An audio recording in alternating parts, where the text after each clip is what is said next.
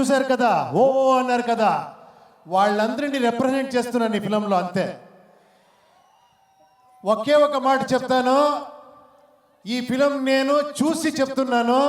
Film చూసిన తర్వాత మీరు అందరూ ఫ్యాన్స్ ఇలా బయటకు వస్తారు డెఫినెట్గా.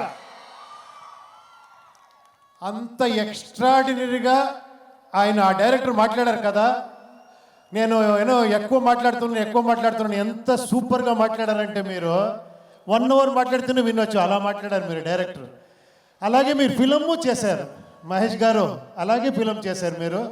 అంత బ్యూటిఫుల్గా, అంత ఎలివేషన్ను, కమర్షియల్, యాక్షన్, సాంగ్, లవ్ ఏం లేదు, అన్నీ ఉంది ఈ ఫిలంలో.